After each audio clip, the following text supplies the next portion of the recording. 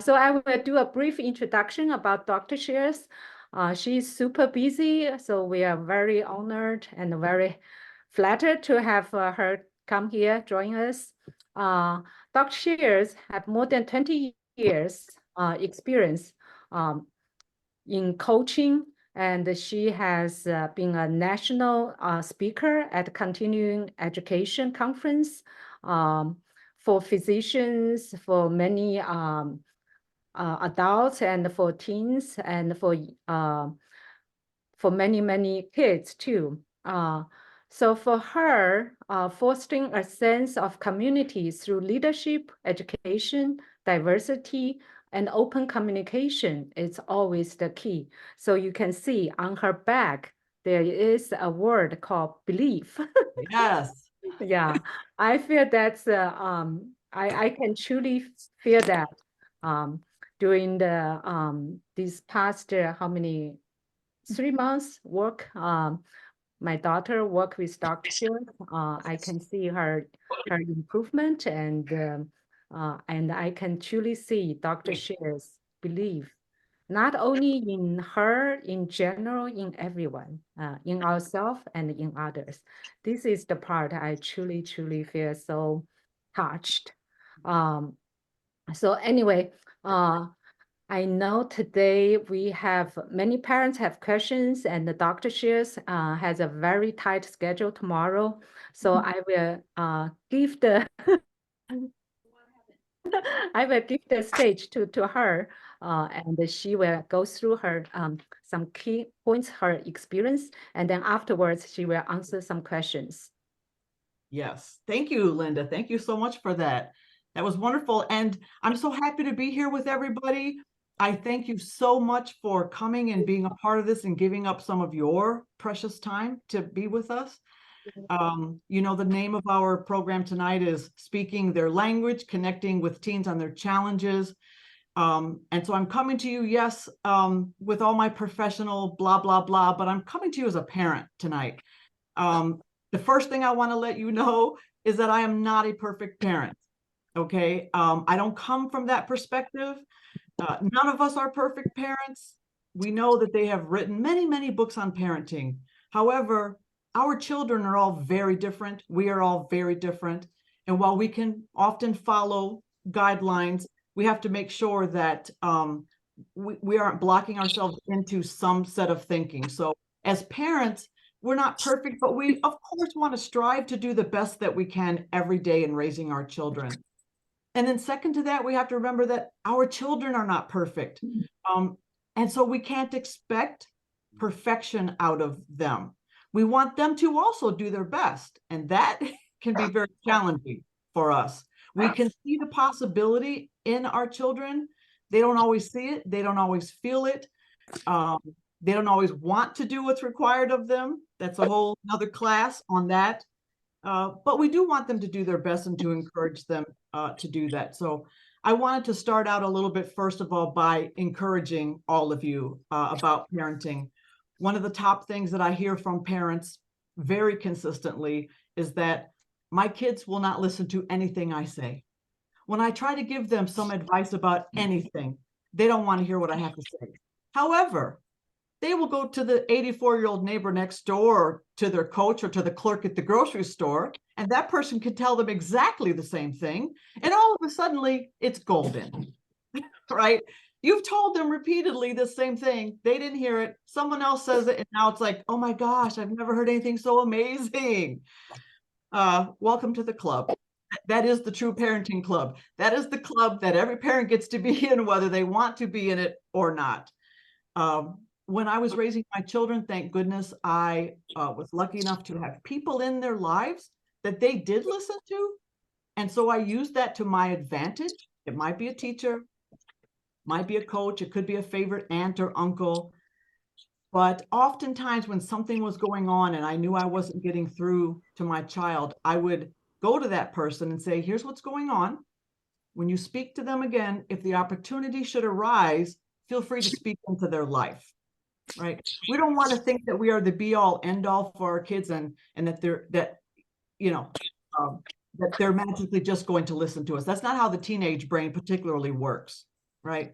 And we understand that our brains are still developing until we're about 25 years old. So all of this child, raising is a process. The key here when it comes to talking to your children about your family values, what they need to do, that kind of a thing, patience and consistency is key. Consistency is the biggest thing. Just because they're not listening to you, you think they're listening to you, that doesn't mean that you stop talking to them. We want to still be with them because we never know what is getting through to them. It's amazing how I can remember times when I would say something to one of my children, you should do this or think about that, or have you considered this? And they're like, no, not going to work. And then 5 years later, they come to me with the very thing I said to them, as though they thought of it all on their own. Okay, so be prepared for that. Another thing I've learned is that your children will not think you know anything of importance until they come home from college after their first semester. That's because they've been, in the real world for a little while, or as real world as college can be. And so they might think you have a little something of value. But having said that, at times they're still going to feel suspect to the things that you try to tell them. And so let me just encourage you, stay strong in your convictions, stay strong in your consistency with them, stay strong in your message with them, because your time is coming eventually. Eventually they'll say, wow, mom, wow, dad, you do know a little bit of something. Okay, so a few other things I wanted to just generally touch on, and then I wanted to talk specifically about teens and how to engage with them as a parent. A few things. I recommend to my parents that anytime their child comes into their space, maybe you're in the kitchen doing the dishes, you're out in the garage tinkering around in the garage. Whenever your child comes into your space, pause what you are doing and focus on them, right? We want to recognize that they're in our space. We don't want to give them the impression that they're not important to us. We keep typing away on our computer. We keep washing this. Yeah, yep, okay, yep, yep, right? We want to give them the same respect that we would give an adult that comes into our space. Pause, take a look at them, see if they have a need, see what they may need from you. They may just be in your space. They may not need anything. They've come into the kitchen to get a snack and you happen to be in there doing the dishes. Okay, well, this is a great time for you to still pause to study your children. You'll learn a lot from quietly observing them. I've studied my children since they were babies. They are all adults now. I still study my children. It's how I know about them, right? They'll tell me, Mom, how do you know such and such a thing about me? And I tell them, I've been studying you your entire life. I can almost predict the things that you're going to do because I've been studying you. You'll learn a lot from them. When they are in your space, we want to make sure that you take the time to engage with them. We'll talk a little bit about that in just a bit. We want to avoid things like, nagging our kids, okay? And you're like, well, Dr. Sherles, what? I don't know what else to do. We'll talk a little bit about that. We don't want to get into nagging because think about it.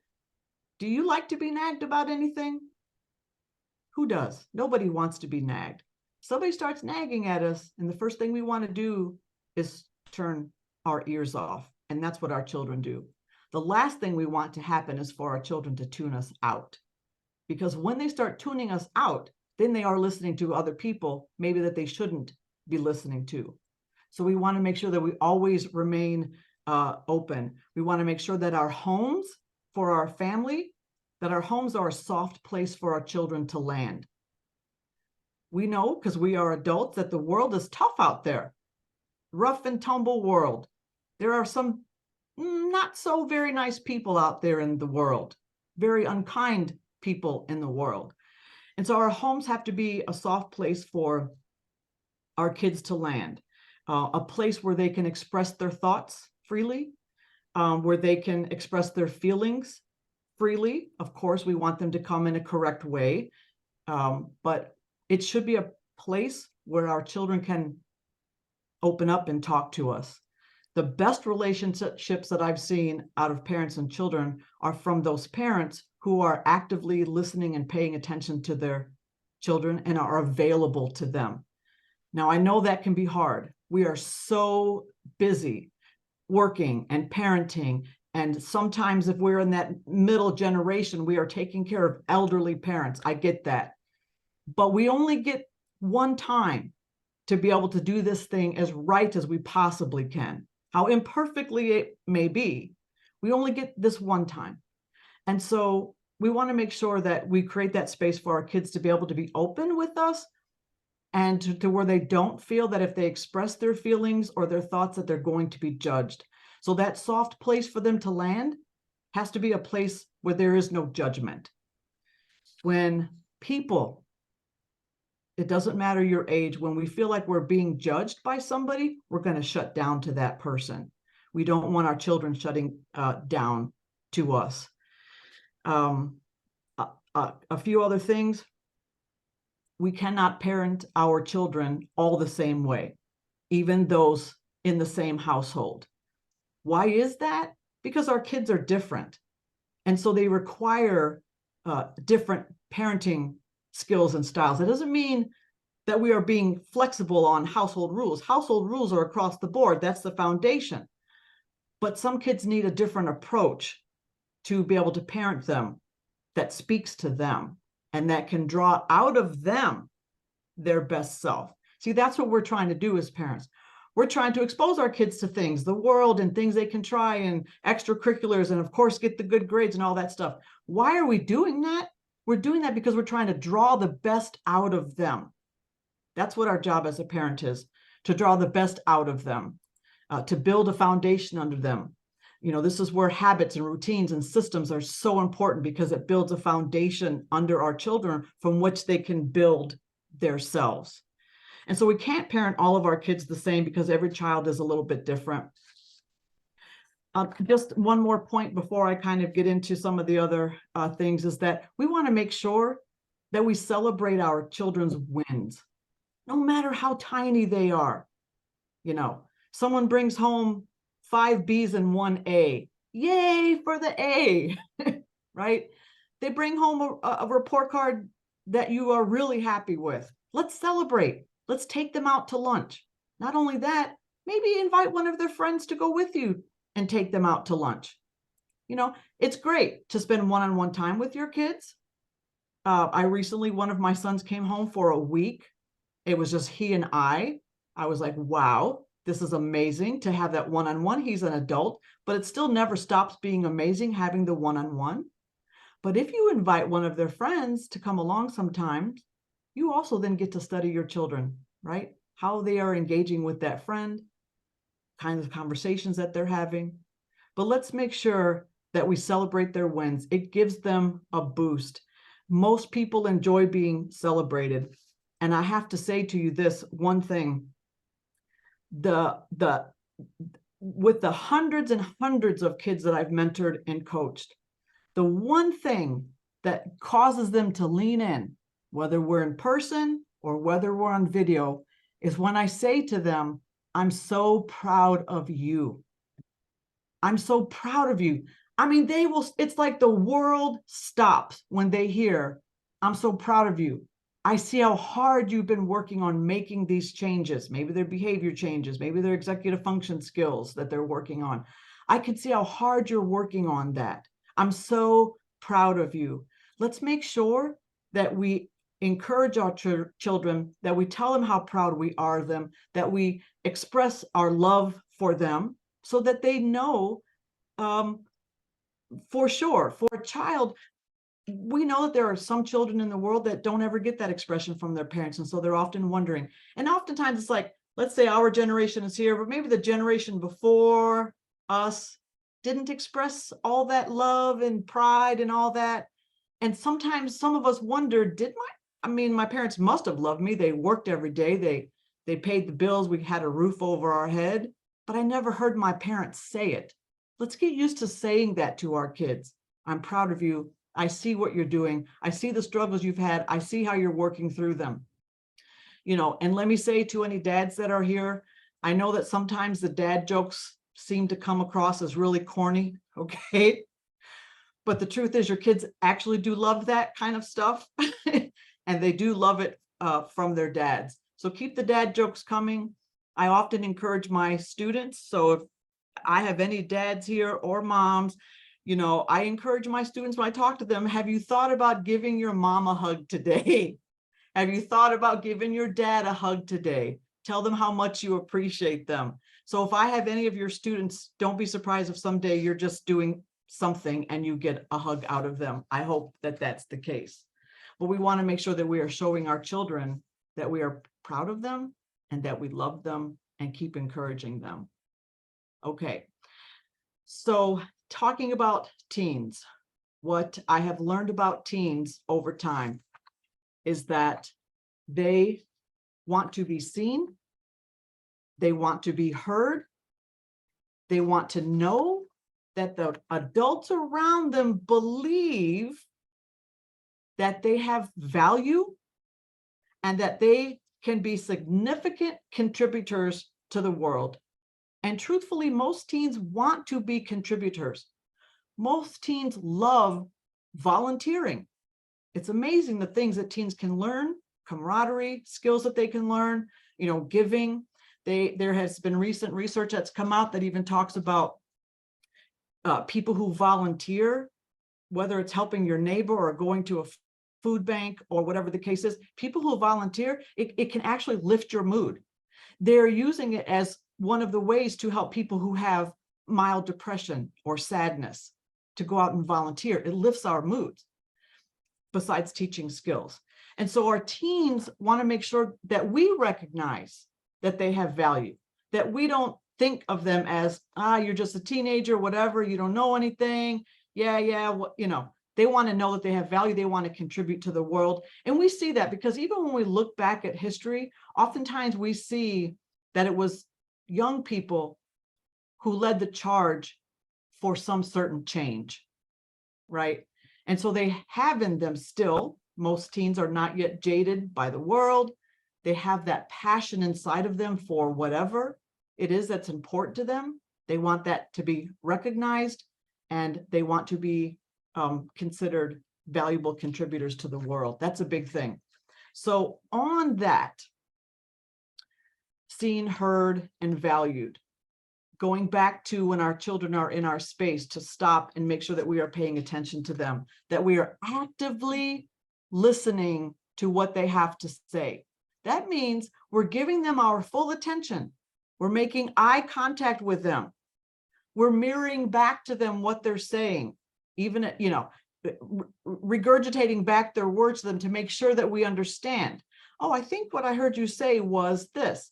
Oh, I understand that you're feeling very sad about that. You know, what do you feel I can do for you? Do you want to sit together? Do you want to have a talk? Do you want to go out and have a soda? You know, whatever. What is it that I can do? I see that you're being sad. Or one of the most powerful things that you can say to your child who is expressing their thoughts or feelings to you is, I'm so glad you said that to me. I wouldn't have known unless you had said it to me. I'm so glad you're expressing yourself to me. I want to hear more from you. I understand you had that fight with your best friend. Tell me what happened with that. How do you think you'll manage that situation? Let's talk about some problem-solving strategies. One of the pieces of research that's been coming out on teen suicide is that our children don't understand how to solve problems, right? So the solution is just to say goodbye. I don't know what the solution is to this, and this. I'm just out of here. And so we want to be teaching our children how to solve life's problems. It has to be more for children to grow up to be successful adults. Academics are big, extracurriculars are big. Of course, that's true. But we have to teach them how to engage with the world. We have to teach them how to problem solve, especially in their relationships. Sometimes that means to solve a problem in a relationship that isn't healthy for them, sometimes the solution is to leave the relationship, to walk away from that friend who isn't treating them right. Sometimes we got to close the door on that. That's a conversation for another day.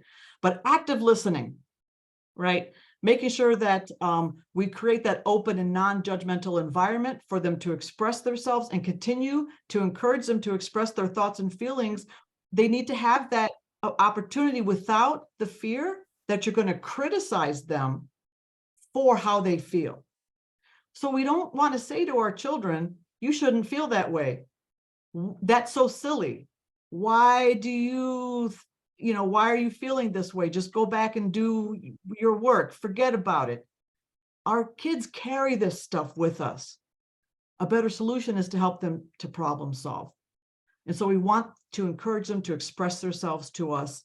We don't want to give them a lot of harsh criticism. We don't want to give them judgment in return. I can't overemphasize to you all the importance of spending quality time with them. And again, I know how difficult it is. I know that we're so busy, they're busy, right? But second to that, we want to make sure that we're engaging with them in activities that they are interested in. Of course, we want to, open the door for things that we may be interested in and kind of give them that opportunity to learn new things. But we want to also engage with them in things that they like to do. And so we're not going to know what they like to do unless we're hearing them, unless we are allowing them to tell us, what do you want to do? Hey, let's spend some time together this Saturday afternoon. What would you like to do? We parents oftentimes get into this mode of planning without taking into consideration what they may or may not want to do.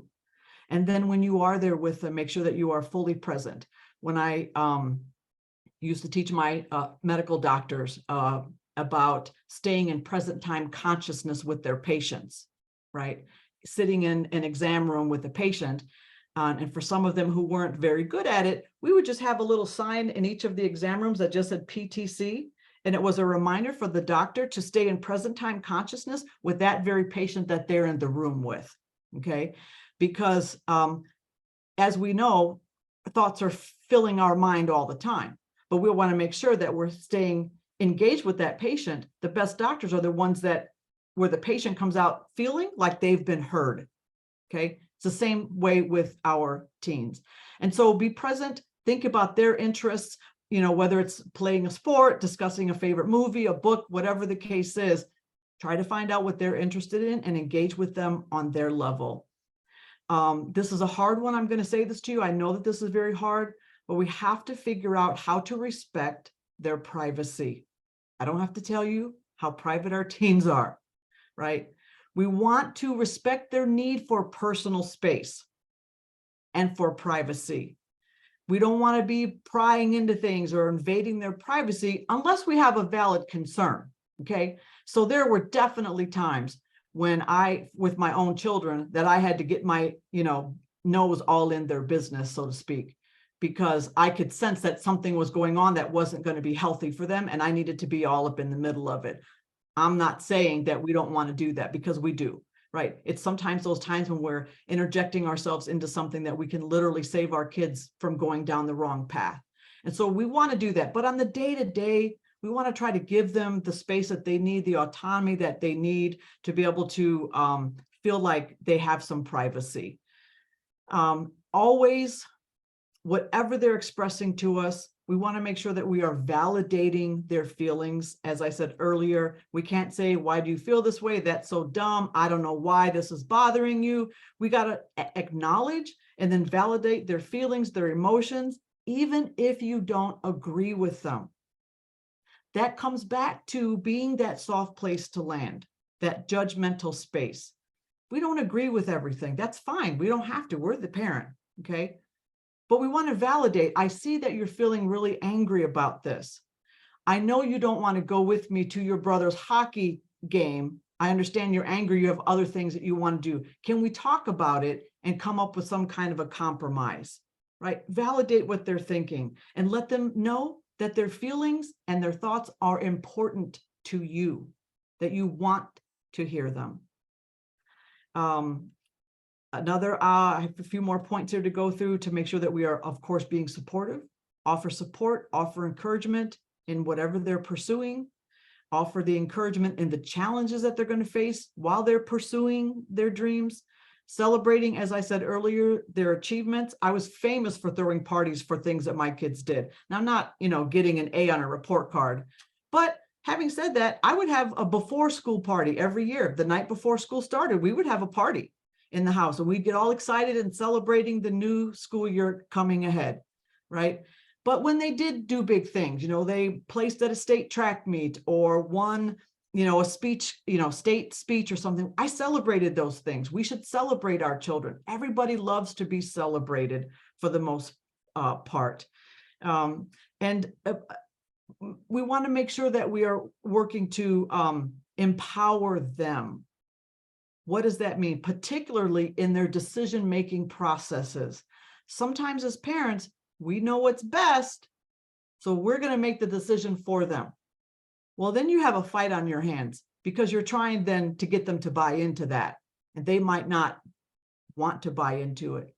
So as an example, for teens that, that are not my children, if I have a parent that contacts me and says, I'm really interested in you working with my child, can we do some one-on-one coaching? Sure.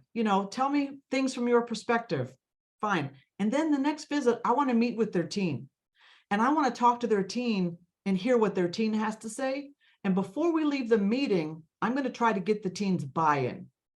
I'm going to try to get them to say, yes, I think I want to explore some things with you, Dr. Shirles, right? If I have a teen who isn't going to buy into the meetings, if their parents are forcing them, they're not going to hear anything I'm saying, right? So I have to bring them, draw it out of them, bring them to the place where they're like, okay, maybe she can help me. Maybe there are some things I could work on. That's part of my job to bring them in. But we want to empower them when making decisions about things. Give them some choices, give them some options, let them think about it. Say, well, like I have a student recently, a college student, and I said, what are the pros and cons of this decision? And so he wrote the list of pros. He wrote the list of cons. I said, let's take a look at them all, right? If you make this decision, this, and this could happen. If you blah, blah, this could happen.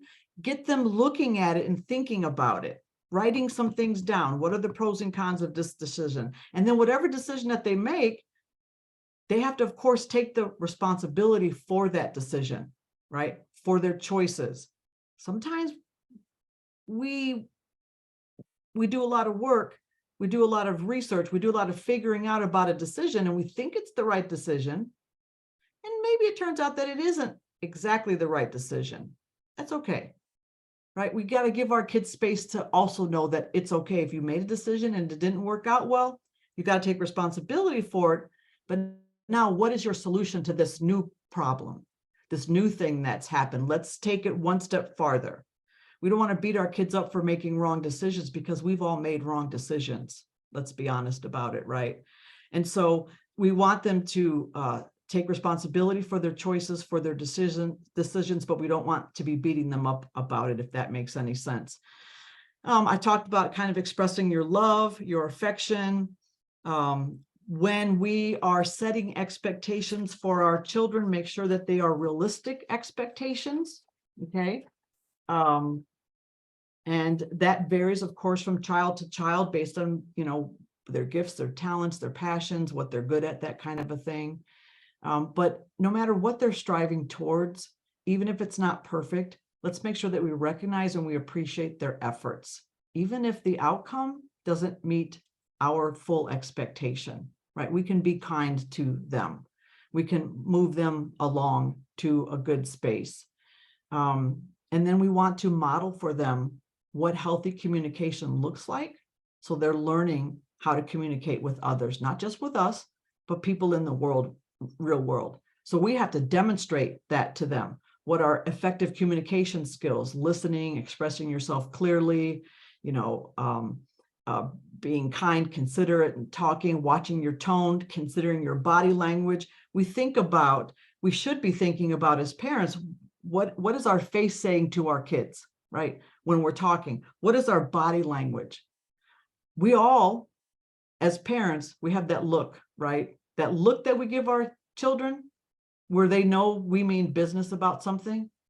We can be in a public place, and I remember this, especially with my youngest one, my youngest daughter, and we'd be in a public place, maybe a party at McDonald's or something, someone's birthday party, and now she's starting to act up, kind of getting a little out of control at the birthday party, being 5 years old or whatever. But I can remember her checking to see, is my mom watching me? Is my mom watching me? And as soon as she saw the look, she would know, right? My kids to this day, they're adults, and they tell me when I give them the look, it still makes their cortisol go up just for a little bit, But think about those times when our body language, our facial expressions might be coming across harsher than we intend. So we may be practicing saying positive words to them in our communication with them, but our face might be saying something else. So we have to practice, what is our face saying when we're talking to our children? What is our body language? Are we angry? Is our face red? What are we expressing to them?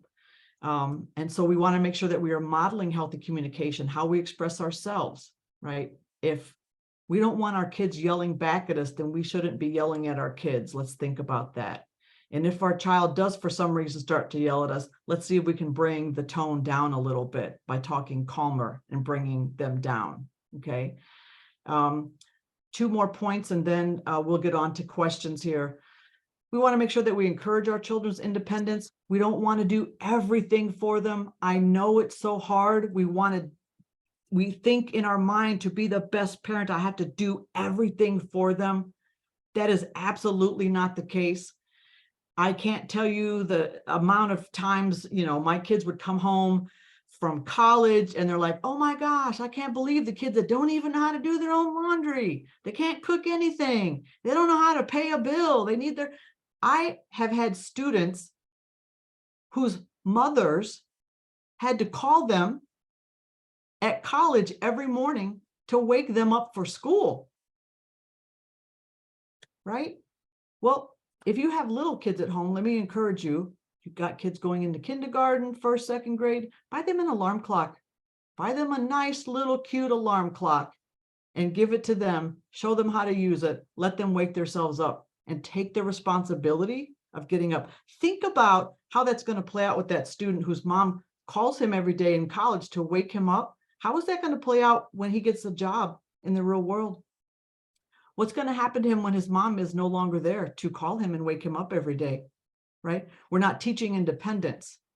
And so we want to make sure that we give them age-appropriate things to learn, to take care of themselves, to take care of their space, their bedrooms, how to do laundry, how to do that sort of a thing. We want to make sure that we're not overly controlling, because once they get out of our grip, they're going to be lost. They're not going to know what they're supposed to be doing. Or for some kids, they just may go over the edge having all this new freedom. Now they're off at college and they're not telling you what's going on at college. They haven't learned to self-control because you've been managing it the whole time. That's a big deal. And so we want to make sure that we encourage them in their independence, teach them the skills that they need to know, be that soft place for them to land when they make a mistake, when they've made a wrong choice. Don't beat them up about it. And then we want to always, even when they're adults, stay interested or stay informed about what they're interested in, right? Who their friends are, what things that they're being a part of. And it'll help us then to always be able to engage in meaningful conversations with them. And what I've learned with my children as they've gotten older is that the conversations don't come as often, but they're a lot longer in time per conversation, because there's something that they're normally trying to work through. And an interesting thing may happen, when your children grow up, they may actually become some of your best friends. And that's a good place to be in, right? It's a beautiful place to be in when your children grow up and they become your best friends after you've gone through all of this trauma and drama of raising them. I hope that you look back at your life at that time and say, raising my kids or my child was the hardest thing I ever did, but it was also the most beautiful thing I ever did. And I have these wonderful best friends now, since we're all adults, that I get to connect with. We have the same values, we have the same mindset, we have the same worldview, and we can talk about anything. So, yeah. Okay. So those were just my parental thoughts, things I've learned over the years, some the hard way, let me be honest. And that's why I'm here, to help you to not do that. That's like our dream. Someday when our kids get older, then we can become the best friends. That's we Yes. all here trying to achieve for. Yes. Yeah. It's the best. It's the best thing. Yes. Yes.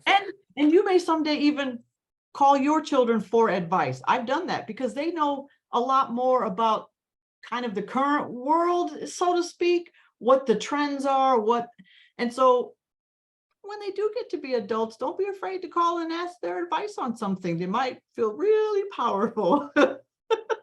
Yes. Yes. Yeah, I think, that's one part when the kids getting older, even when they're teens, ask them help. It's really a way to connect with them. Yeah, like I asked my son about some of the math thing, and yeah, I even ask him like how to connect with my current students. Yeah, he's very helpful. It makes so much How to sense. write her college essay. I said she really had trouble. Oh, don't nag about her grades. Say something truthful about herself, something she's interested. I said, wow. Yes. Yes, yes. Yeah. So anyway, I'm sure Linda, do you other want to parent- kind of collect questions and kind of go into, before we go into Q&A, I think Linda is going to kind of lead the Q&A. Before we lead the Q&A, I kind of just want to share Dr. Shirley's email address in case you guys want to contact her. And she has some classes that she's currently is open for registration. I want to kind of share that information. So Linda, why don't you kind of gather questions while I kind of just do this really quick, and then in 1 minute we're gonna do kind of questions. So let me kind of share screen for a little bit. Yeah, the questions. Yeah, yesterday I got yeah, thank you. Yeah, so I'm just gonna quickly share that this is Dr. Shirley's email. So if you want to email her, this is my email. If you want to email me, if when you found me, you found her. Also, this is her personal website. I'm just gonna kind of show you really quick that she right now does executive functioning coaching classes. So it's a group class. And she has these classes that you can kind of, if you're interested, if you come to the Tuesday class, you will see my own children, my two children. She was Two kind children? enough. Both of them are in? Yeah, both of them, yeah. Oh, okay. But I think these classes are kind of for younger. So I'm gonna put the website and then all these information in the chat. There's a coupon code that she has created for us that if you kind of use this coupon code, there's a percentage off. So just I'm just gonna put all of this in the chat. So this is Linda's group. So if you want to kind of join in this group, she arranged this kind of meeting quite often, at least once a month, that she would have this kind of meeting conversation. So if you want to scan this code, so you can join Linda's meeting. And I'm in this WeChat group. So if you want to kind of join our 3E Center group, feel free to kind of scan this code. I'm actually going to leave this here for people to scan. While we kind of do Q&A, I'm just going to leave here for like 1 more minute in case, people needs to see it. I'm going to copy and paste this into the chat and, go ahead with Q&A. Q&A, yeah. Yesterday, some parents already sent me some questions. They said that their teens, holiday season is coming soon. This mom is asking her teen boy to write some holiday card to the teacher, and her son did obey, said okay. Then he just write happy holiday. So she said, oh, how about you write something a little bit more like, thanks for your teaching or something. And then her son said, why do I have to write this? He think it's inappropriate. So in this kind of situation, how will you communicate with the teen, like Yeah. a 15, 16-year range? Yeah, and I'll kind of talk about that kind of broadly. But I Yeah. think remember, Linda, that this came from a child who has Asperger's, is that right? Yes. Yeah. Yeah. And so we understand that there are some social emotional connections that sometimes children with autism might have. Mhm. Having said that, so we recognize that. But having said that,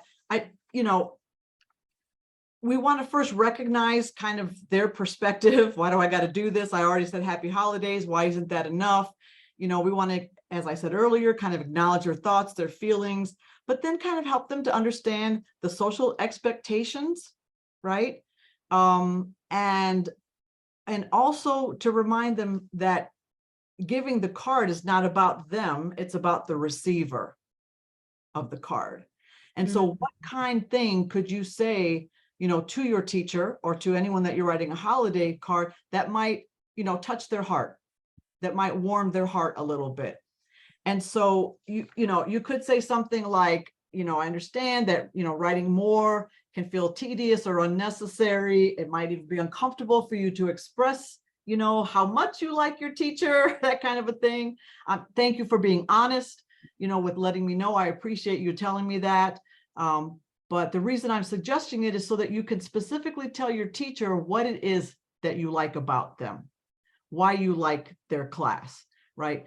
And we want to, when we write a holiday card, I'm going to say sweetie in place of the child's name. When we write a holiday card, sweetie, we want to make it kind of personal.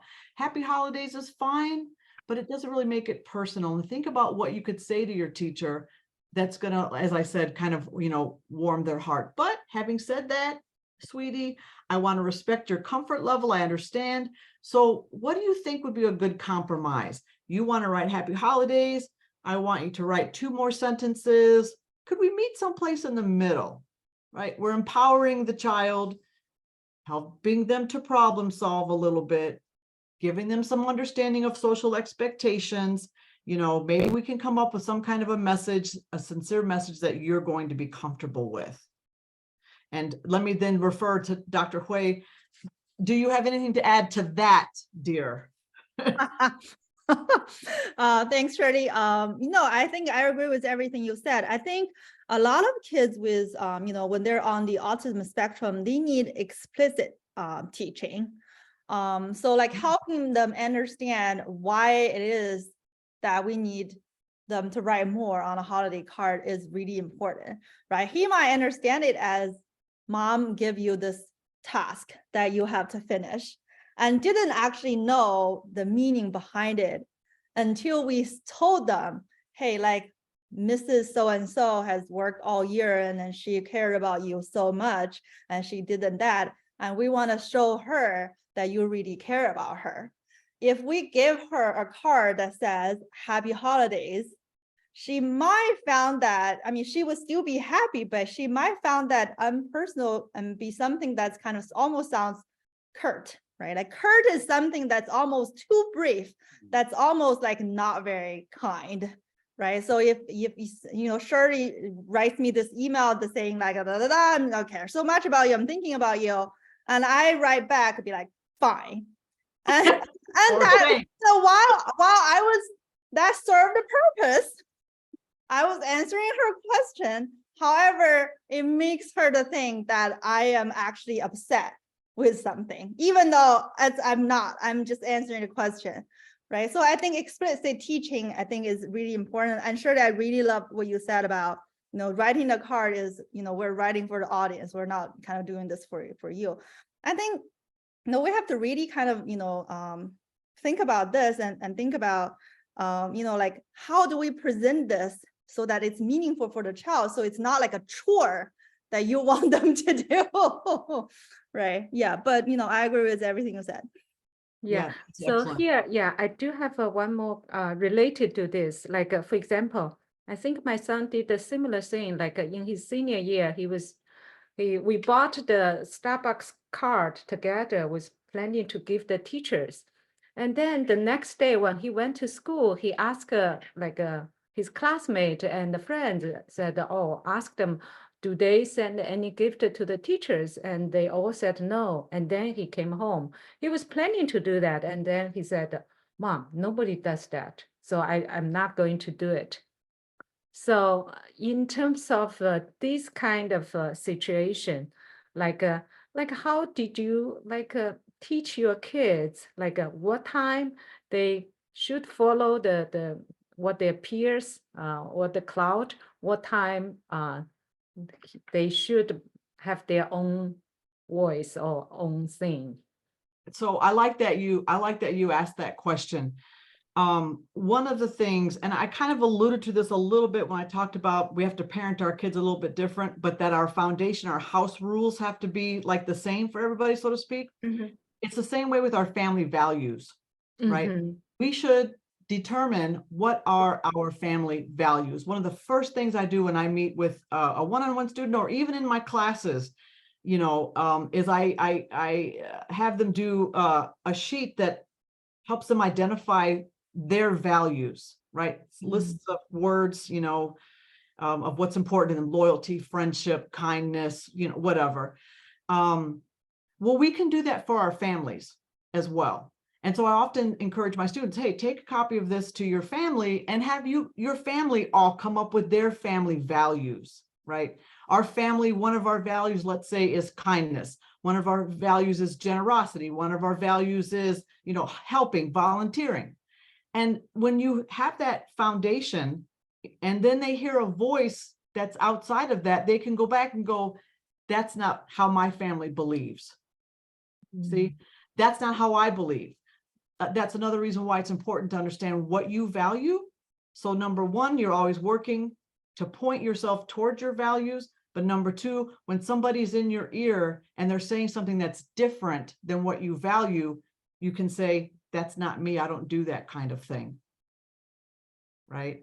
If you have a child who recognizes that they value peace and calmness and kindness, and there's a bunch of drama that breaks out at school between kids, they're going to say, I remember that I value peace and calmness and kindness. I don't want to be a part of that.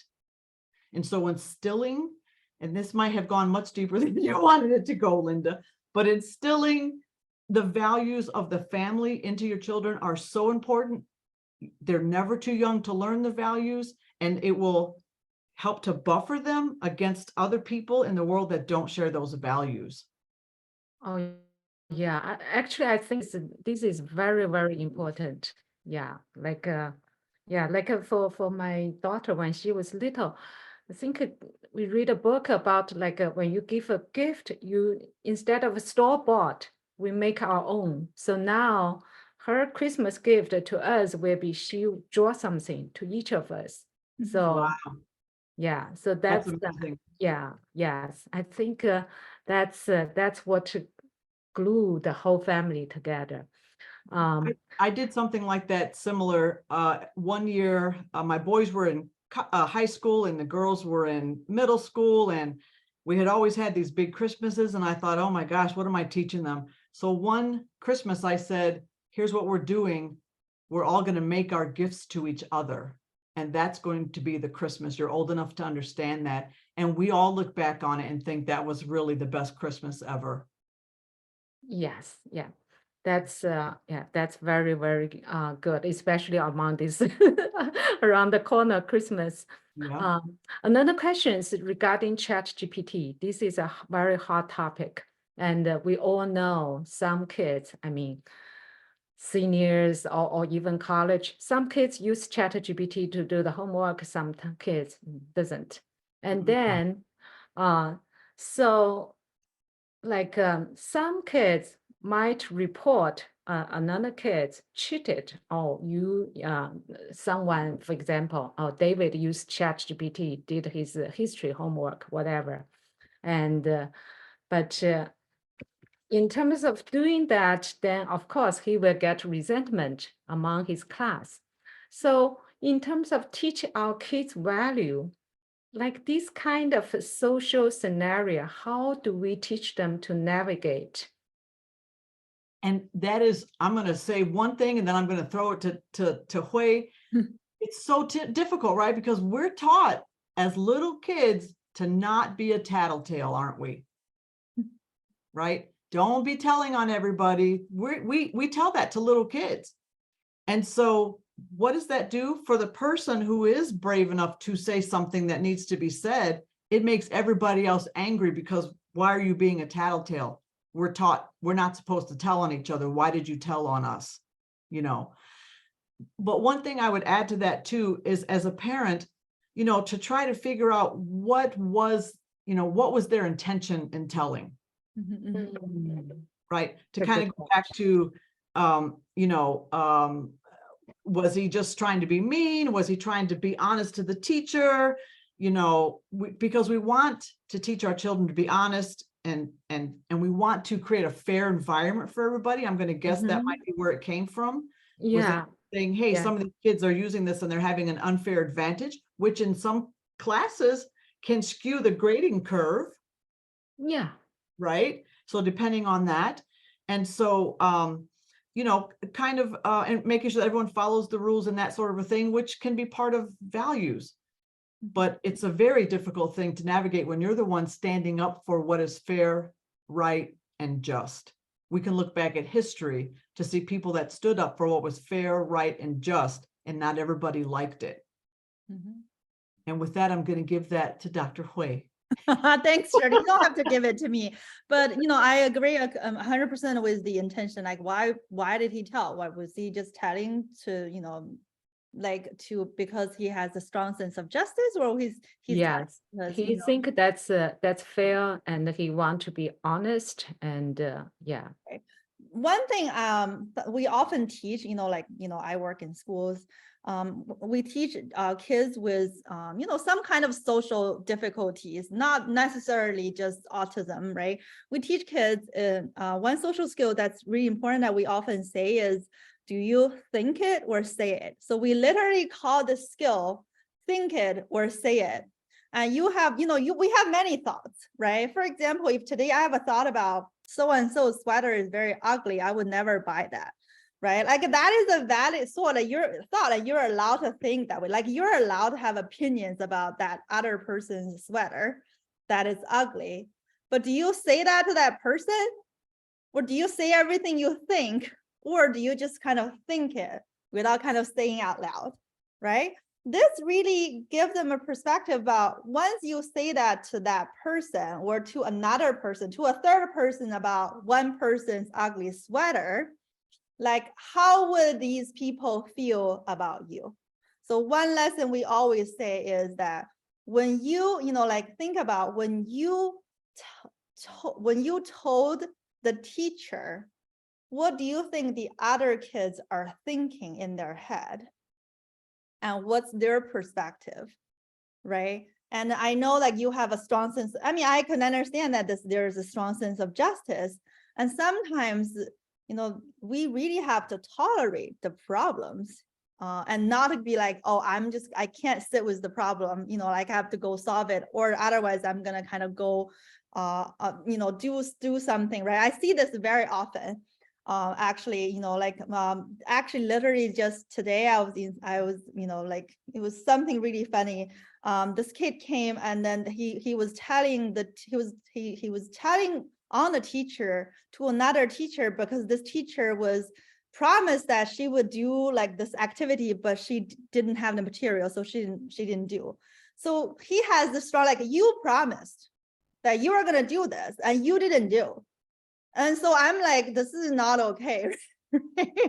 And that's kind of some of them are kind of very, like, a little rigid in their thinking, and teaching them to kind of be flexible is something that I think that we kind of just to work on, right? Sometimes they don't know, like, they truly didn't know. By telling one person their sweater color is ugly would hurt that person, until you explicitly tell them, and they'll be like, oh my God, I have no idea. I just thought that I was, just making a comment, like, the thought came to my mind, so I said it. Yeah, that's kind of my reaction. But I think there's another piece with how you work with the school now. Yeah. You know, like this had happened. What are you going to work with the school, right? Like, I think you really have to email the school to come from understanding, like, you know, like from the child's perspective, like, you know, like he didn't mean any harm. He was kind of just like, use this. But I guess, I don't know this. I mean, with the ChatGPT example, I don't think the school would kind of really be any way punitive. No. Right. They're Yeah. probably happy that someone said something, Right. Yeah. which makes I it worse for the kids. Yeah, I think ChatGPT it's a like a easier one for the school. You can let it go. But Mhm. sometimes, for example, especially another test or school is done online, then you can really cheat it on some exam.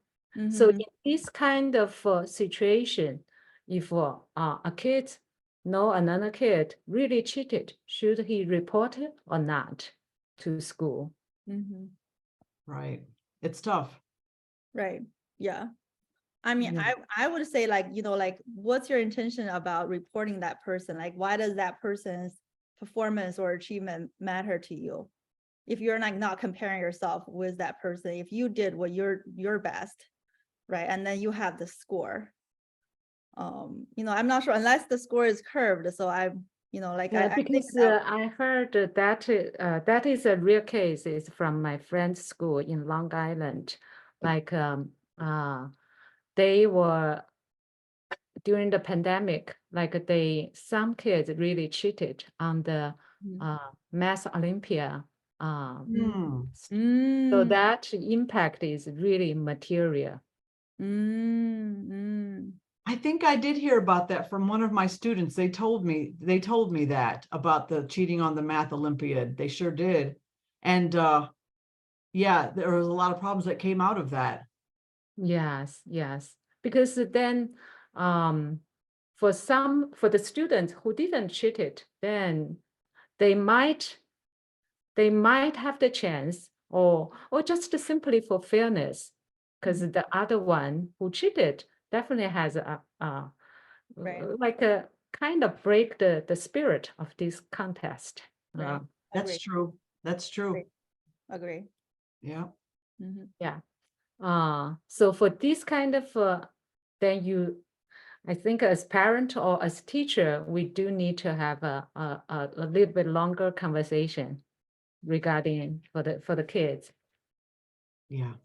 I mean, I think one thing I thought of, you know, when you're talking about it, is that, you know, like, I don't know if you guys know about the serenity prayer. The serenity prayer says that, you know, God, let me change the things I can and accept the things that I cannot change, and have the wisdom to know the difference, right?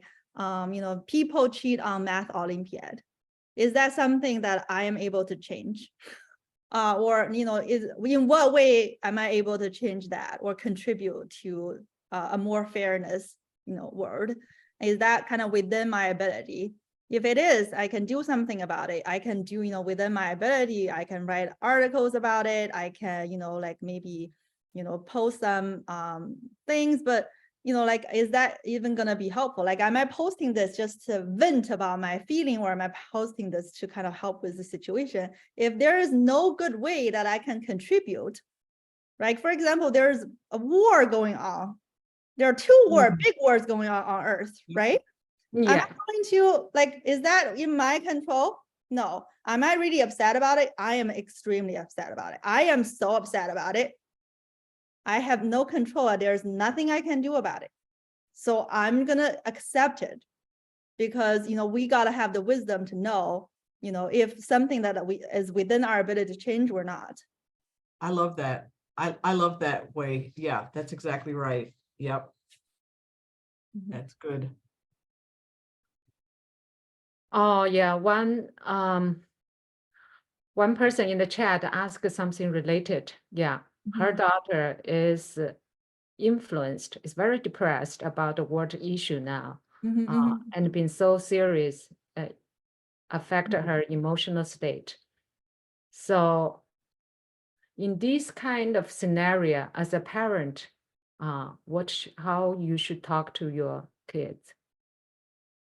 I have something I can say first that I'm thinking of, if that's okay. Yeah. What I try to tell my students that no matter what's going on around them, okay, whether it's close by or far away, your job is always to be your best self. I say to them, I'm going to say something to you that's going to sound very selfish, but I want you to hear what I'm saying to you, student. You, student, are the most important person in your life, right?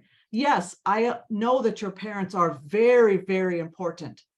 But what I'm saying is, if you continue to be your best self, if you work on yourself, if you focus on yourself, strengthen yourself, build your foundation, then you can be better for everybody around you. You can be better for your parents. So you have to think about, in these situations, these times like with the wars going on, and what can you do? What's one thing that you can do to be your best self? You can't control that situation, but you can control you. And so what are some things that you can do to continue to strengthen yourself, to be better for the entire world that we all live in? That's what that would be my response to a student. And then kind of two thoughts came to me, right? So first of all, if you want to kind of solve the problem, you got to be able to kind of, accept that the problem exists and be not affected by it so much that kind of hindered your own ability, right? With the depression, I actually see, in my own work that this kind of affected a lot of students too, and they kind of become, depressed. And one of the things that we're never going to solve all the problem in the world, right? Like there's forever going to be something to be really upset about it. And in this case, I want to say, one, you're allowed to be upset. Like you are allowed to be extremely upset about that. And after you're upset about it, there is something in the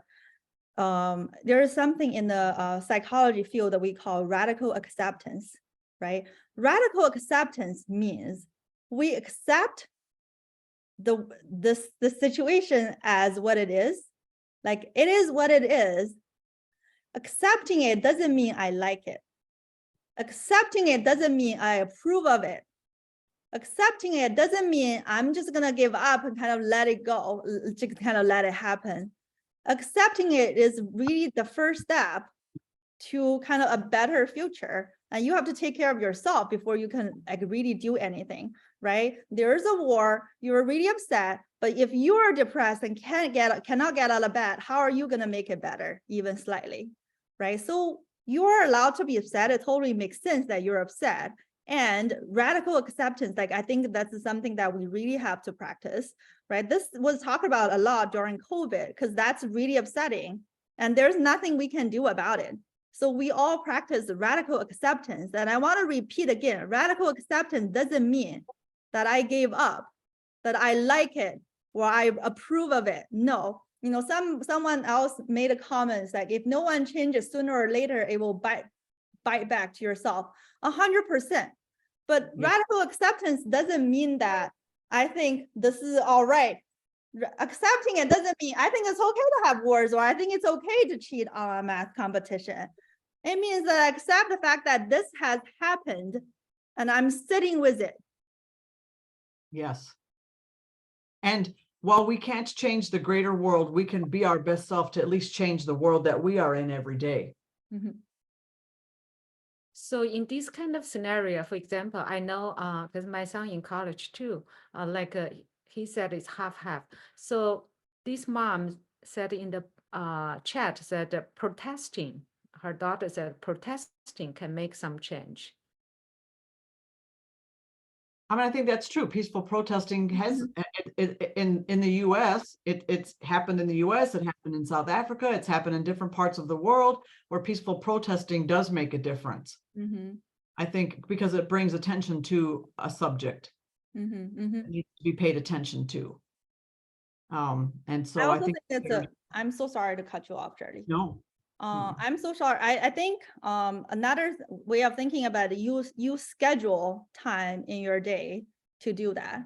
Really, maybe you carve out 2 hours a week or 30 minutes a day to kind of work on this, war situation and kind of do your part, like protest or write letters. And when that 2 hours over, or that 30 minutes of the day is over, you attend to your life and take care of yourself. I love that. I love that. Yes. Yes. That's beautiful. That's perfect. Maybe you are a perfect parent, Hui. Maybe so. That's not sure. You know my children.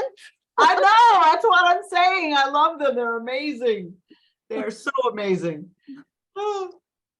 Okay, let's go to the last question, a very light one compared to what we spoke before. Okay. It's about sibling. Mm. Yeah. Linda, do you think we can let Shirley go and I can answer that question? Oh, sure. Yeah. I know Shirley, if you need to go, I think this is a relatively easier one. Okay. Very good.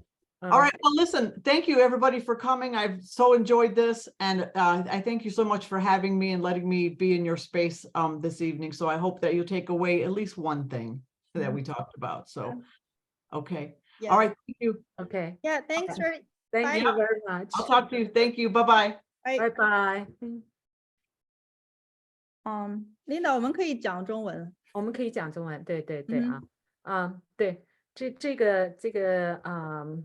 这个妈妈问的是，就是说她注意到姐姐的情绪经常受到弟弟的影响这个弟弟呢老是发脾气，把姐姐搞哭两个人呢都有点 ADHD， 但是姐姐比较轻弟弟呢就是脾气比较差还有 ODD， 所以像这种情况下，他想问问怎么样帮助姐姐。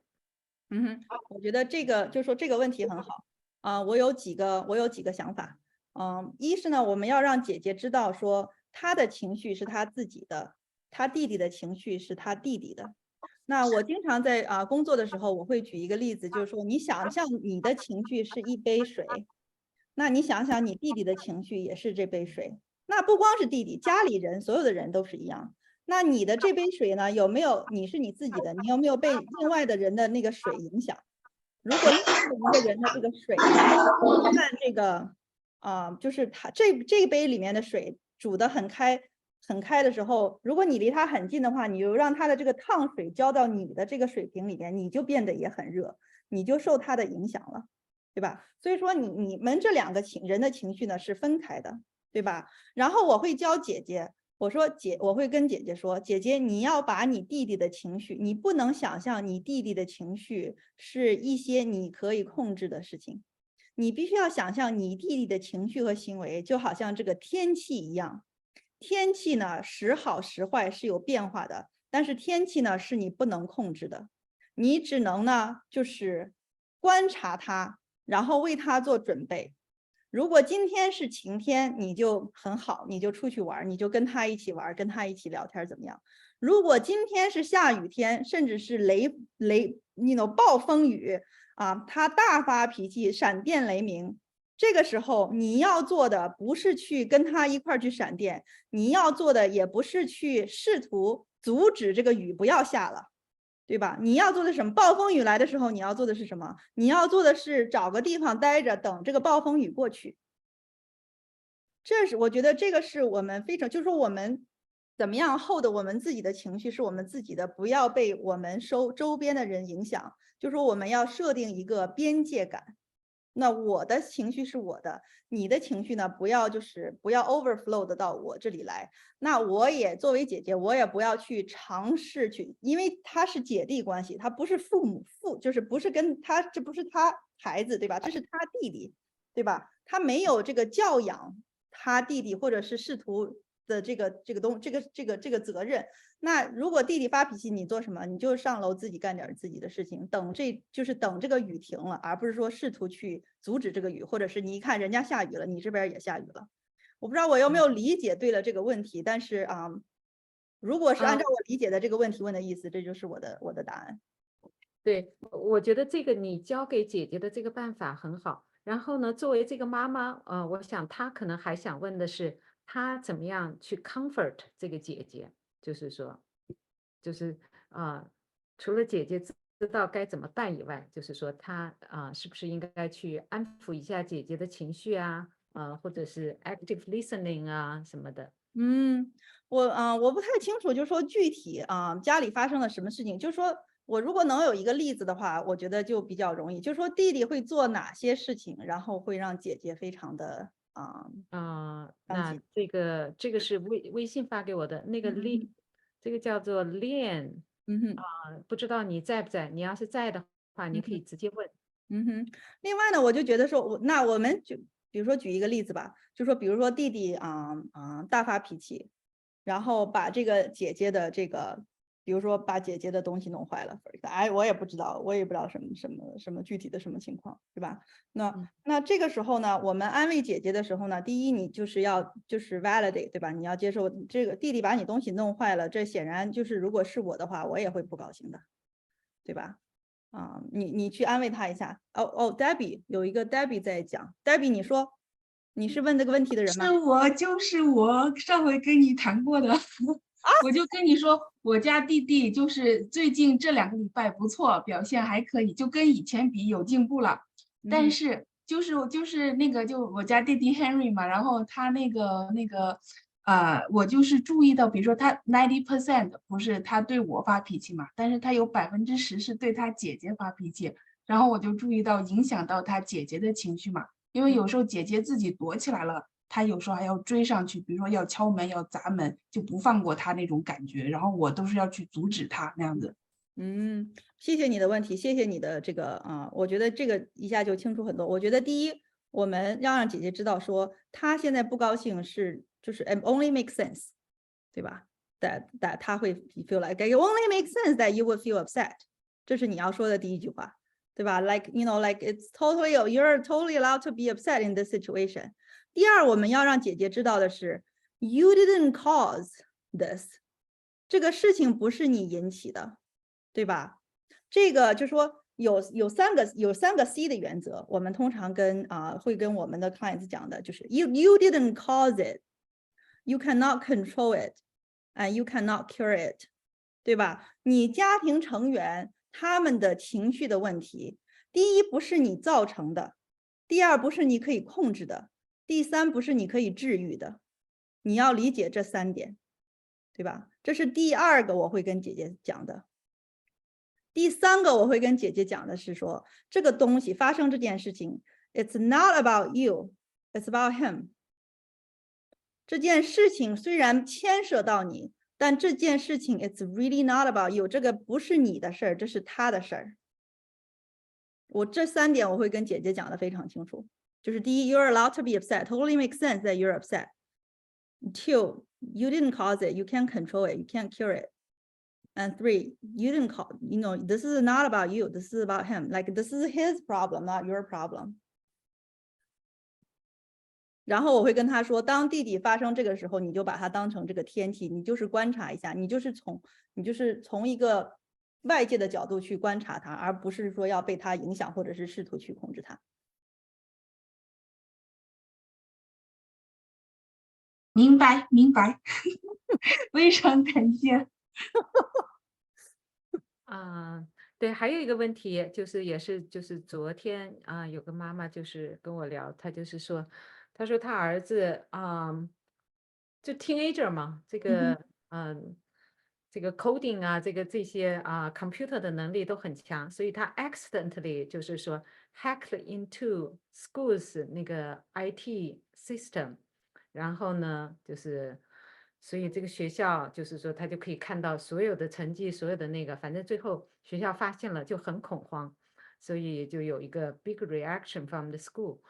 但是呢，这个孩子本身呢是并没有什么恶意，他就是好玩因为他确实 technology 很强所以像这种时候，我们应该怎么样跟这个孩子交流？就是说 set up a proper boundary 他就是就是有些东西因为他并不觉得他做错了什么对，我觉得如果这个孩子他自己，你跟他谈话的时候，他自己能够意识到说，哦，我确实是做错的事情，或者是我们能够帮他意识到说，你知不知道你做的这件事确实有对别人造成伤害，对吧？你自己觉得好玩，对吧？但是你确实暴露了人家的信息，你觉不觉得人家会从别人的角度想，对吧？你觉得从另外一个人角度想，他觉得另外一个有人 hack 到他的学校的电脑里面，把这个他自己的成绩的这些非常私密的信息都窃取了。你觉得对别人来说，对别人的影响是什么？我觉得这个是你要就是跟他讲清楚的，就说他需要站在别人的角度来考虑这件事情到底发生了什么，或者是说他要跳出自己的这个思维方式，站在一个旁观者的角度上来讲。就比如说你跟他讲说，在一所假想的学校里面，有一个学生把电脑密码破解了，然后学生的成绩什么信息都被暴露了，你觉得这个学生是怎么想的？你觉得其他的这些被暴露信息的学生是怎么想的？你觉得老师是怎么想的？怎么看待这件事情的？就是让他自己来分析。那我觉得这个是一个。那就说怎么样跟孩子，另外呢，你怎么样跟学校来沟通，对吧？这个就是我觉得这个就是这个就讲到这个特殊教育法律的一些东西了。在特殊教育法律的规定里面，一个学校是不能对这个孩子进行这个行为上的处分，如果我们有理由相信这个孩子的行为的这个就是不当的这个行为是由他的残障引起的。我再说一遍，如果这个孩子我们有理由相信这个孩子的行为，就是在学校的这些犯错误的行为是跟他的残障有关的话呢，这个学校是不能够对他进行处分的。那举一个很简单的例子，如果一个孩子在这个在学校犯了一个错误，这是什么错误呢？就是跟女生搭讪就是经常去找女生跟人家说你的衣服很漂亮，对吧？如果这个是一个显然是一个非常不正确的行为，那学校会有可能给他纪律处分，对吧？那如果我们知道说这个孩子是有自闭症的，对吧？那这个孩子在他的 IEP 里面，他是有说他这个孩子是有自闭症的。那我们从这个自闭症的角度来想说，他这个自闭症的什么，就是会造成一些社交上面的困难。他有可能去跟人家说人家的衣服漂亮，他可能根本没多想，他就是以为人家的衣服漂亮而已，根本没有说我们周围想的这么多事情。那如果这个孩子有这样的documentation 在这里边的话呢，学校会开一个会。那这个会议上就决定说，他犯的这个错误呢，是不是跟他的这个classification 跟他的这个特殊教育的 classification 是有联系的。如果有联系的话，学校只能对你进行帮助，比如说给这个孩子提供 social skills training，而不能够对他进行处分。但是这样的 case 几年前就是说是确实发生在我一个朋友的孩子身上他并不是 autism，他就是 teenager，就是当时就是觉得好无意中就是说他 hacked into the 那个 school system。是，我觉得我们就是说，如果孩子有的时候他也没多想，但是如果事后他能够吸取教训，那我觉得就是也是就是算是也是个 learning opportunity 吧。对那大家还有没有什么别的问题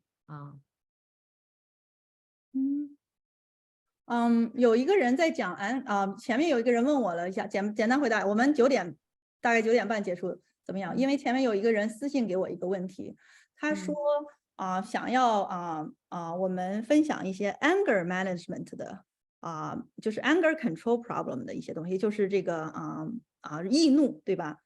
这个我不知道你的孩子是多大，但是 anger management 呢你是要就是防火防患于未然，对吧？你的80%的力气，如果你的孩子小的话，你的80%的力气呢是要放在预防他整个人爆发。那等他已经爆发了之后呢，你就是只能就是说等着这件时间过去。那就是他已经爆发的时候，这个时候你能做的事情已经不多了。你所有的任务呢，都要放在这个就是他没有爆发的时候再做。对吧？在他没有爆发的时候，你要做两件重要的事情，哪2件事情呢？就是第一，你要知道他什么样的事情会让他爆发，就说你要找到这个他的 trigger 在哪里，触发他这样的东西在哪里，那你就要么就是消除这个 trigger， 要不就是跟他讨论一下，说为什么这件事情会让你这么生气。你就是从一个避免的角度，从一个预防的角度来看，对吧？第二就是你要教他，就是说，当你脾气爆发的时候，你能够用一些什么办法帮自己稳定下来。但这个教学呢，绝对不是在他爆发的时候你去教他的，那已经 way too late， 而是说呢，你要在这个他没有爆发的时候。你已经知道什么时候让人家生气，让他生气的吧？你就说，哎，今天妈妈来跟你，咱俩就是做一个什么过家家的游戏啊，你可以用一个什么，就是如果你家有娃娃，就说这个娃娃干了这个，然后这个娃娃就生气了，怎么样然后就是会教他，你也可以就是就是真的用真实的场景教他，比如说。妹妹又说了什么，弟弟又说了什么，然后让你爆发了，咱们俩来模拟一下现场，然后这个时候妹妹会说什么，你会说什么，然后你当时会怎么想？就说你要把这个呢给他就是演练一遍，在他不发脾气的时候，然后帮他找出一些就是除了这个大发脾气的时候，还有哪些什么其他的东西可以做。所以说所有关于 anger management 的所有的东西，都不是说一旦开始发脾气的时候。等他开始发脾气了，你能做的就是，咱就把这件事情挨过去，让他就是 make sure everybody is safe， 保证所有人的安全，然后我们然后让等这个暴风雨过去，但是你所有的力气呢要放在你要想他什么时候爆发，然后你要就是跟他 role play， 跟他角色扮演。然后呢，你要观察他，一般他这个就说他观察，一般他爆发前面有一些就是有一些蛛丝马迹，然后你要在前面的时候你就停。举一个很简单的例子我儿子小的时候呢我的老大呢，他的小的时候，他是一个非常喜欢静的人。他对这个就是非常大的这个聚会呢，他是就是会引起他非常就是身体的非常的不舒服的感觉。那等到他一旦爆发的时候呢，就是我能做的就是很少了。所以说我就知道了，说每当就说有人来我家，或者是有这种大型的这个聚会的时候呢，我要不是提前走的，要不就是等他睡了我再去。就是因为我就是要避免他的这个东西，然后我会观察他，我一看到他已经开始有这些迹象的时候呢，我就抱着他，立刻我们就不管现在在发生什么事情，立刻就回家。就说你的东西就你这个90%的你的力气要用在预防上面。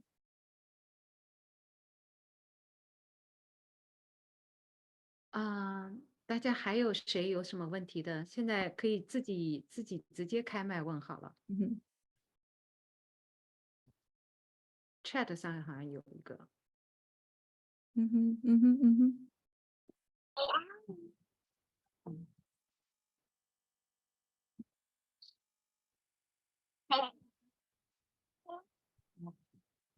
那个Thank you, Dr. 我在读我的收到的 Thank you, Dr. Shirley, so much. She's so wonderful. Hope we can have her back in the future.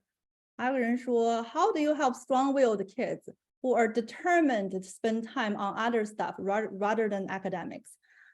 你怎么样？就是你的这个孩子有在这个 academic 上有没有 buy in， 对吧？这个 academics 对他来说，这个学习成绩对他在他眼里是怎么想的？对他有什么帮助？对吧？如果这个 academic 是你的 agenda， you're trying to push that onto him, he might not accept that, right? 我觉得你只要想想从他的角度，他的 buy in 是什么？如果这不是他 motivate 他的东西的话，那你是很难，就说你是要看着他做的。这个事情呢，非常非常的复杂。我觉得有很多不同的情况。我觉得这个东西真的是一句话两句话讲不清楚的。就是说一般呢不想要学习有很多不同的原因，或者是找不到动力，或者是学习太难了，或者是没有在学校的教育对他来说不适合，对吧？这个里面的这个就是问题是非常非常复杂的。就说我们一定要看看这个孩子具体的情况，我才能跟你说。我觉得我现在没有办法，就是一大回答说我怎么样让我的孩子好好学习。那我要先知道说他不想学习背后的原因是什么，我才能够回答你的这个问题，对不对？这个家长在，你要不开麦直接说一下那个简单的那个 Linda， 我觉得差不多了，因为那个我老公今天出差，然后他马上我需要去飞机场接他一下。你好，行，那今天就到这儿吧，那个你们要不要留下再聊一会儿？现在也9点半了，我看看，我最后一个问题回答一下吧，就是我老大是 NT， 老二是 ASD。如果表扬老二，老大有时候会抱怨说他表现不好嘛，意思是为什么没有表扬他？我觉得一是说你就是2个人都要表扬，对吧？就是说你不要就是让这个是 Emily 的问题吗 ？Emily 举手了。不好意思，刚刚这个你在说，我打断你了哈，你在回答另外一位朋友。我也是小孩子碰到的，我不知道他好像也有轻度的这种自闭还是什么，很容易急，2年级的小孩，就像刚才正在上画画课线上的，他就听不懂，当然因为是语言方面他也听不懂老师的，不是很懂，又是刚刚那个切换过来两节课的老师，他就觉得他自己问问题需要妈妈在旁边要关注他，然后他帮忙他就是这个叫做帮他去翻译一下。然后呢，我说你自己可以举手的况且呢，我帮他问了后，他反而现在最后他心里我不知道他怎么想，他说我把的问题全部都给他问了，然后他就恼火了，离开了，把电脑给怎么就给干掉，然后就回到床铺啪啪他哭起来。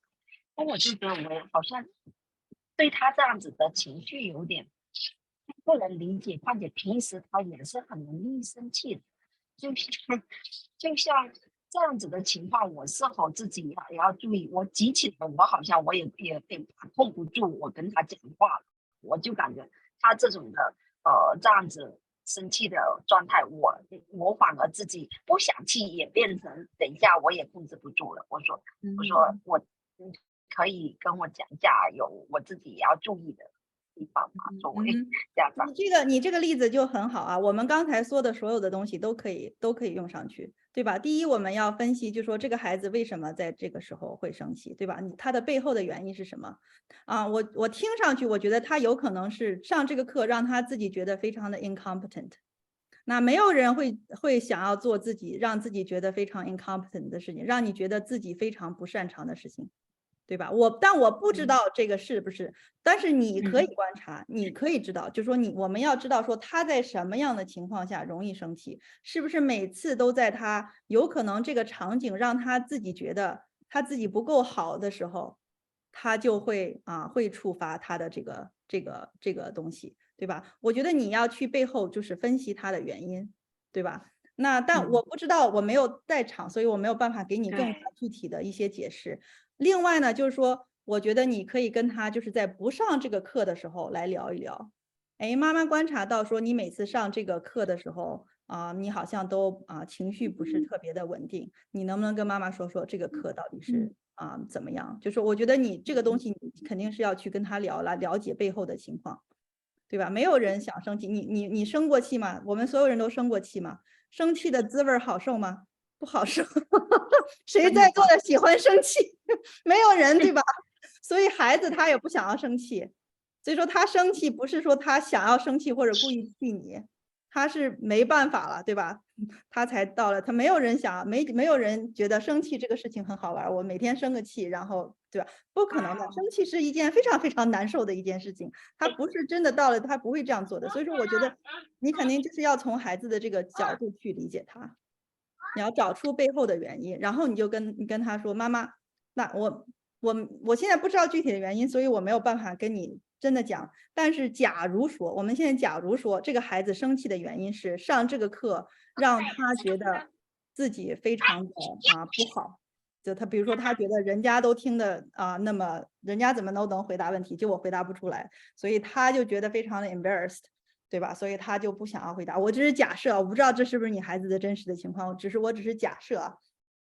如果这个是的话，你就可以跟孩子聊了，对吧？然后你就要在你不要在上课的时候跟他聊，你要在下课的时候跟他讲说，哦，妈妈注意到你在这个课上的时候发生了这些事情你能不能跟妈妈讲一讲我发生了什么情况？上这个课的时候 ，like how does this make you feel? Like how does this class make you feel? 吧，这个课让你感觉怎么样？对吧？你跟妈妈讲一讲，然后就说，但是我觉得我听了这个 Emily， 我觉得你听了你刚才的讲述呢，我觉得你自己呢要先照顾好自己，你自己要做到你自己的情绪呢不被他激发。所以说你就是刚才我们讲的这2个杯水，你的孩子的水开始发热的时候呢，就倒在你这杯了，你这杯现在也开始发热了。那你在热的时候你是没有办法帮他的。对吧？所以你现在要做好，说你这杯水你自己管好了，不要被人家 spill 进来了之后，你才能够有足够的能力去帮他。对，我觉得你刚才解释的哈，我刚才就感觉听的真的是我自己身上这个要自我照顾的，也是非常重要的一趴。因为我就觉得男生怎么那么容易爱哭，况且呢，好像感觉很委屈。动不动跟我说你要说出来，然后他有说的时候呢，有的时候我就觉得这个也算是理由但是我还是残忍的要接受听进去，也通过学习才知道他反正有说不能代表我要接受。Emily， 我从你刚才讲的这段话，不好意思打断你，因为我们的时间真的不多了，不好意思打断你。Emily， 从你刚才的讲的这段话里面，我听到了你对孩子的很多的担忧，就是你会担心他作为一个男孩子，如果这么唧唧歪歪的话，可能今后会怎么样，就是你在脑子里面可能有这些想法，导致你很焦虑，那导致在这些事情发生的时候呢，你就容易被触发。我觉得你回去想一想我刚才讲的这句话，就说你是不是有一些内心抵触的对他的这个担忧，说男孩子唧唧歪歪以后会怎么样，那这些担心是不是真实的？爸爸比我还更严重，爸爸的那种好像就是更迅责式的，比我更严重，我就觉得相互我们会影响到对方的，是我看到，对，那况且他孩子就是已经跟我都在说，他说他耳朵会痛又这样子那样子，我就想会不会这个真的是需要注意的孩子，是他自我的感觉一点点的这样子不舒服。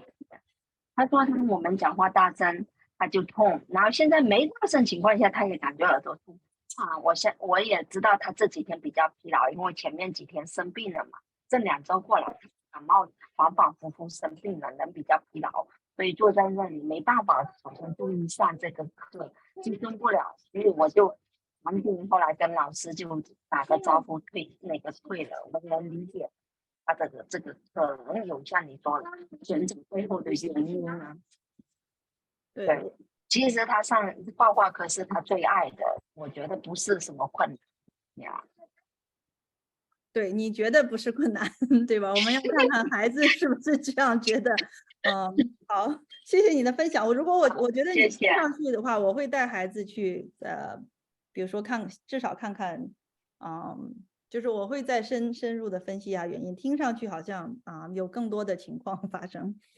有，我其实过去断断续续有在做这方面，也还在这个过程当中有去要注意。行，谢谢你的回答。然后我最后一个我想要回答这个人的问题，他家老大是 NT， 老二是有自闭症。表扬老二的时候，老大就会抱怨说他表现不好吗？为什么没有表现好？我觉得这是一个 perfect time for you to have a conversation and connect with her。就是这是一个非常好的契机，让你跟这个老大有一些对话。就是他跟你说的这个的时候，你现在要放下所有的事情，放下老二，放下所有的事情，你就过来，过来妈妈抱抱，咱俩坐在沙发上，咱俩聊聊，是不是妈妈刚才跟弟弟说这个的时候，你是 like how does that make you feel？ 你是怎么想的？你的感觉是怎么样？对吧？你有妈妈表扬弟弟的时候，有没有觉得好像妈妈忽视你了，对吧？就是你要就是用这个作为切入点呢，你要来给他有一个就是有一番对话，有一番连接，你要找到说他心里是怎么想的，他有可能对弟弟积怨已深，他没有诉苦之处，他有可能说他也喜欢弟弟，但是他也对弟弟就说也是就是好像帮不上忙，非常着急的样子，对吧？我们不知道他的想法。我们要跟他就说跟他链接，然后要多倾听。我建议你就说每天不要多，每天5分钟跟你家老大在一块儿，就是坐在沙发上，就是聊聊，说哎你今天怎么样啊，对吧？哎过来妈妈抱抱，妈妈跟你坐在一起待一会儿怎么样的？我跟你说一个比较好笑的事情，也不好不，我觉得既好笑也可悲吧。就说我以前是做特殊教育老师的嘛，然后我们就会专门有小组，这个小组是给什么呢？不是给自闭症的孩子，而是说给自闭症的孩子的 siblings，就是给他们有自闭症的孩子的兄弟姐妹，因为这些人的日子是非常苦的。给你举一个例子，其中我们在有一个小组的时候呢。就是这个姐姐是没有自闭症的，这个弟弟是有的。那这个弟弟的时候呢，弟弟受全家的关注，姐姐每天就是坐在车上跟弟弟一起去看医生，跟弟弟去诊所，然后家里面有那种就是 speech therapist 呀，老来就是带一堆玩具跟弟弟玩，对吧？然后待会儿 OT 了，妈妈又带弟弟去参加 OT 的这个 session， 然后姐姐就在车上等着然后那每次这个speech therapist 到家里来带一堆玩具，其实是要教弟弟东西，或者是一些 ABA therapist 教弟弟东西。这个姐姐就说 I want that too, I want that too， 她也想要，她也想要。最后她就是她姐姐经常说 I want that, I want that。然后最后他妈就说 like what do you want？ 你到底想要什么？这个姐姐就说 I want autism， 我也想要自闭症。他其实不想要的不是这个自闭症，他想要的是这个自闭症给弟弟带来的所有的这些关注。那这个是非常困难的。我觉得我们就是这个老大是非常不容易的。我觉得我们非常要理解他们，也要理解他们。差不多了吧，Linda。然后最后如果你还有问题的话呢，这个是Linda，这个是我们的网站。然后呢，就是 3ecenter.com， 这上面有我们的这个这个 email 什么的，这是我的那个微信的这个微信的 ID 然后我们的诊所有看到这些服务，大家可以去看一看。然后如果还有什么问题的话呢，欢迎大家就是email 给我。OK， 我把这个网站放在这个chat 里面。刚才就是那个最后一个妈妈说的那个，我可以稍微补充一下，好，就是那个因为有一本书，就是上面讲过那个有一个萨提尔的也不是自闭症妈妈的故事，就是说她把她所有的精力都用在照顾这个自闭症的儿子上面，然后呢，就是说花费了很多的心血。那这个孩子呢，确实是最终不错，就是说能够和人正常的交流，然后从前是就是说大便都不会自己拉的，然后送到幼儿园，人家都骂他说你的孩子像狗一样，所以这个妈妈是心都碎了。但是后来慢慢各种各样的，他也是真的很努力，所以这个孩子就 behave， 就是慢慢的就学会 normal 的生活，甚至跟人打招呼还能问how do you feel 什么什么。这个妈妈就是说不是说治好了，就是说把这个弟弟安抚好了以后，才发现这个姐姐其实在这么多年中间受到了很大的伤害，因为她把所有的精力都用在照顾这个儿子身上，所以这个姐姐后来妈妈稍微喘口气的时候，才发现这个老大其实哭都不会哭了，因为他一哭，这个妈妈就是 what 就是这样的，所以那个对。如果你感兴趣的话，我可以就是说把这个书的故事这个都可以发给你。我觉得那个写的蛮好的。然后再一个就是说一下，明天晚上呢，我们还是就是在那个 Asperger 群里面，我们还是会共读一本书，就是 Unmask Autism，就是解锁自闭症。那个里面那个作者本身也是一个自闭症然后呢，他又是学 social psychology 的，所以他这个就是说描述他一路走过来的历程，然后他对很多自闭症的人的采访。我是觉得那个书是写的是我 so far 所看到的，就是说对自闭症写的最，就是说真的是把它作为一个人的这种历程他的心理的这个揭示的很清楚。所以如果大家感兴趣的话，也可以明天就是说上来一起听一下。好，我们今天要不就到这儿吧。谢谢大家来，大大家晚安。对，好，再见。晚安。